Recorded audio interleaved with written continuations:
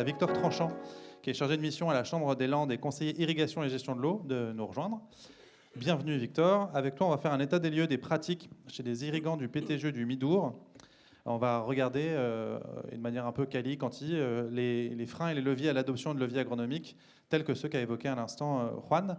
Rappelle-moi déjà, le PTGE du Midour, c'est un PTGE actif depuis 2020, avec tout un tas d'actions, dont des actions agricoles, et dont une étude dont tu as la charge. Oui, exactement. Donc merci pour l'invitation. Donc je vais du coup aujourd'hui tenter de vous donner un peu plus un retour terrain, vraiment axé sur le retour des agriculteurs que j'ai pu rencontrer. Donc pour contextualiser, dans le cadre donc le projet de territoire du Midour, donc est situé donc sur le bassin versant du Midour, qui est un cours d'eau situé à cheval entre le Gers et les Landes. Donc vous pouvez voir sur la carte le bassin versant. Donc comme Pierre l'a évoqué, effectivement, la démarche PTGE a été initiée en 2016 et au bout de 4 ans de concertation, le projet a été validé, donc en 2020 à l'unanimité. Donc propose un programme d'action qui vise un retour à l'équilibre dans les 15 prochaines années. Donc ce programme d'action, là, voici une synthèse, donc orientée autour de 4 types d'actions. Moi, en général, on va vraiment regrouper en fait une famille d'actions plutôt agricoles, donc les leviers, l'action économie et efficience de l'eau liée au matériel d'irrigation, et les optimisations des besoins agricoles. Puis ensuite, on a une famille d'actions plus axée ressources et stockage. Donc la Chambre des Landes, en fait, est, si on peut dire, prestataire un petit peu. Donc je précise donc que ce PTGE est animé par l'institution Adour. Et la Chambre des Landes donc, anime du coup ce PTGE du coup, sur la famille d'actions agricoles, vraiment, axée donc sur les deux familles qui sont en haut de ce schéma. Et donc, dans ces deux familles d'actions, et notamment oui, à cheval sur les deux familles, une étude qui porte sur les Oui. pratiques des irrigants, est allée à la rencontre de tout un tas d'irrigants du secteur. Exactement. Donc nous avons identifié, en fait, donc je précise que cette enquête est toujours en cours. Je suis toujours en train de rencontrer les agriculteurs régulièrement. Donc aujourd'hui, je vais vous présenter l'état actuel de l'enquête et où on en est dans l'étude. Donc on a, comment dire, on a identifié un total de plus de 300 irrigants. On a réussi donc à en rencontrer plus d'une centaine aujourd'hui, auxquels on a pu poser de nos questions, aussi bien sur la gestion de l'eau et leurs pratiques d'irrigation, et également sur leurs pratiques agricoles. Donc c'est sur ce côté-là que je vais focus un peu la présentation aujourd'hui. Donc juste pour donner juste un panorama également des assolements des exploitations, donc les Landes et notamment le PTGE du Midour est très axé grande culture. On a une majorité quand même de grandes cultures céréalières. On a également des oléagineux qui sont présents. Et la SAU totale, en tout cas, enquêtée à ce jour sur le territoire du PTGE, représente environ 13 500 hectares. Au cours de mes entretiens, en fait, on parcourt en fait plusieurs types de questions et on essaie toujours de comprendre quelles sont les problématiques que les agriculteurs rencontrent sur leurs parcelles qui sont liées au sol. Donc on remarque qu'il y a quand même différents types de problématiques dont on a pu déjà un peu discuter juste avant mon passage. Et on remarque également une problématique d'érosion des sols et quelles seraient potentiellement les solutions à appliquer pour y répondre. Donc en fait, nous, on te parle eau et toi, tu me réponds sol. C'est Oui. aussi comme ça qu'appréhendent le sujet les agriculteurs que tu as enquêtés? Oui, totalement. En fait, initialement, c'est vrai que lorsque l'on parle un petit peu des pratiques agroécologiques, c'est quand même, on observe en fait au cours des entretiens que les agriculteurs réfléchissent surtout à partir des problématiques qu'ils rencontrent sur leur parcelle, donc notamment les problématiques liées au sol qui les empêchent d'exploiter correctement. Avant de penser à économie d'eau, en fait. C'est Même ça, si les deux sujets, on l'a vu, sont évidemment liés. exactement.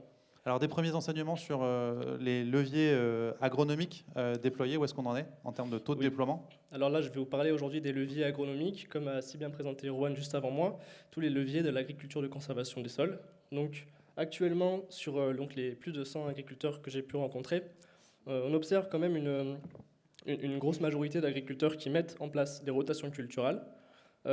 Et parmi ceux-là, on a quand même des rotations relativement nombreuses, avec plus de 3 à 4 cultures différentes.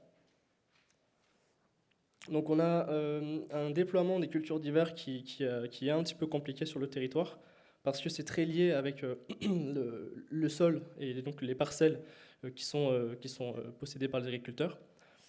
Avec des situations très hétérogènes hein, au sein de ton Oui, territoire. c'est ça. Le territoire, en fait, enfin, a des sols très, très hétérogènes, très diversifiés.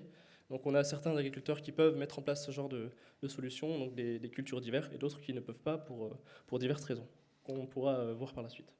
De l'intérêt de couvert pour ceux qui ne sont pas en capacité, notamment de mettre des cultures d'hiver. Voilà.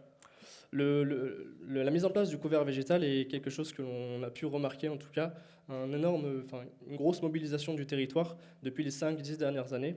On a une grosse majorité des agriculteurs rencontrés qui mettent en place du couvert végétal sur leurs parcelles, couvert végétal d'hiver donc, pas de culture d'hiver, mais du couvert végétal.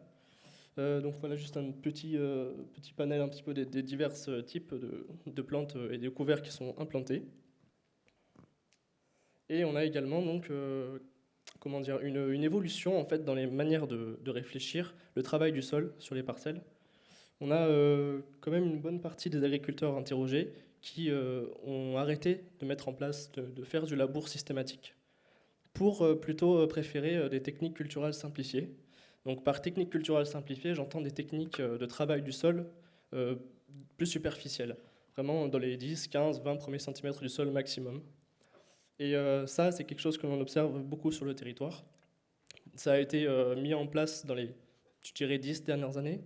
Et on a encore un grand intérêt pour ce type de pratique. Est-ce que du coup les agriculteurs font le lien direct entre les leviers que tu viens de nous présenter et l'impact sur la gestion quantitative notamment de l'eau?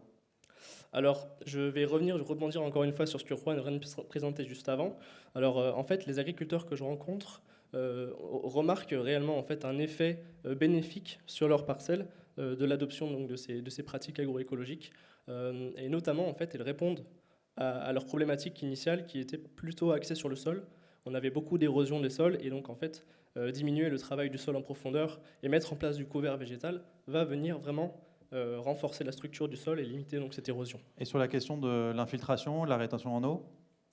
Alors ça, pardon, c'est quelque chose qui est encore un petit peu difficile à observer. Ce que je peux dire, c'est que on a quand même un échantillon d'agriculteurs qui mettent en place ces solutions depuis plus de 5 ans et qui observent en fait vraiment à partir donc, de 5 années consécutives une meilleure rétention de l'eau dans leur sol. Donc ce n'est pas chiffré, il n'y a pas forcément de chiffrage de ces données-là précises, mais en tout cas c'est un ressenti qu'ils peuvent avoir directement et dont ils se rendent compte en fait chaque année. Donc, sur les freins et les leviers, du coup, à voilà, l'adoption de les freins et les leviers. Donc, comme j'ai dit, enfin des freins surtout, en l'occurrence. surtout les freins. Effectivement, donc, la diversification des rotations culturales est relativement déjà mise en place sur le territoire. Mais parmi les agriculteurs qui ne mettent pas en place ou qui ont du mal à le faire, on a essayé de creuser derrière. Et comme vous pouvez vous en douter, le frein économique est quand même toujours prépondérant et quand même le premier, si on veut, frein bloquant à la mise en place de la rotation. Là aussi, c'est quantifié ou c'est plutôt une crainte d'une perte économique? Je dirais que c'est un petit peu des deux. On a effectivement une crainte. Il y a plusieurs typologies d'agriculteurs. Si on se base par exemple sur des agriculteurs qui sont installés depuis très longtemps, qui ont encore peut-être 5 années avant la retraite et qui n'ont pas spécialement de reprise derrière, on va avoir vraiment, un non-souhait forcément de passer à autre chose parce que leur pratique actuelle fonctionne. Par contre, lorsqu'on rencontre des jeunes agriculteurs ou des personnes qui ont encore beaucoup d'années devant eux, ils vont plutôt avoir cette idée économique de se dire j'aimerais investir, je sais qu'il le faut, mais je n'y arrive pas pour des raisons économiques ou logistiques notamment. Donc en ce qui concerne la culture d'hiver, je ne vais pas m'attarder dessus spécialement, simplement dire que effectivement la mise en place de culture d'hiver sur le territoire du PTGE du Midour est très compliquée. Les sols ne sont pas adaptés et les rendements sont faibles, ce qui fait que les agriculteurs ne sont vraiment pas enclins à développer ce genre de pratique. Et concernant le semi-direct, qui est donc une technique également de conservation des sols, parmi ceux qui sont très intéressés par cette technique, il y a également beaucoup de freins logistiques et de freins d'équipement. C'est ce qui coûte le plus cher. Et ils ont également peut-être peur du changement, peur de modifier leur technique peur de modifier leur itinéraire technique, etc. Certains peuvent avoir accès plus facilement à du matériel via des CUMA par exemple, mais ce n'est pas le cas de tout le monde. De nombreux agriculteurs individuels sont encore bloqués aujourd'hui et ne peuvent pas forcément mettre en place et activer ces leviers-là. Quid des couverts? Tu ne l'as pas évoqué. Est-ce que les couverts, il y a des freins particuliers pour les couverts? Les couverts, je pense, il n'y a pas vraiment de frein à la mise en place des couverts, vu que c'est quelque chose qui est déjà relativement bien installé. Encore une fois, la PAC aussi pousse à la mise en place. Effectivement, alors la PAC a forcément, forcé et poussé un petit peu l'installation et la mise en place du couvert végétal. Donc initialement, beaucoup d'agriculteurs s'y sont mis par obligation et y ont en fait trouvé des vrais bénéfices agronomiques sur leurs parcelles par la suite. Donc ça, c'est quelque chose qui fonctionne plutôt bien. Donc de manière générale, il y a moins de freins parce que l'agriculteur voisin observe des résultats positifs chez celui qui met en place. Donc il va y avoir cet effet un petit peu communautaire. Et quid du maïs, très présent dans les Landes? Comment tu vois l'évolution de la sole de maïs, qui est une culture qui consomme de l'eau, qui est efficiente d'un point de vue de la consommation en eau, mais qui en a besoin à des mauvais moments, entre guillemets. Comment se développe cette culture et comment, quelle place ça continue d'occuper dans la sole landaise? Alors effectivement, la place du maïs dans la sole landaise et du PTG du Midour spécifiquement avait une part très très importante de monoculture au début des années 2000. Ce qu'on observe lorsqu'on rencontre les agriculteurs, c'est qu'il y a de plus en plus de rotation, de moins en moins de monoculture systématique. Alors dans notre étude, dans notre diagnostic, on a considéré une monoculture sur... en fait, il fallait que l'agriculteur fasse 5 années consécutives de maïs sur la même parcelle. Et ce qui était le cas historiquement. Ce qui était le cas historiquement. C'est pas un chiffre sorti du hasard. Ouais. Donc maintenant, on a quand même de moins en moins de monoculture pour plus de rotation. Même disais moins de 5% à date d'agriculteurs qui étaient en monoculture de maïs au sens 5 années de suite. Voilà, c'est ça. On a quand même toujours du maïs systématique à l'échelle de l'exploitation, mais moins de maïs systématique sur une parcelle à la suite. Et avec le développement aussi de cultures sous contrat, oui, effectivement, qui se développent, mais qui aussi imposent parfois de l'irrigation. Totalement.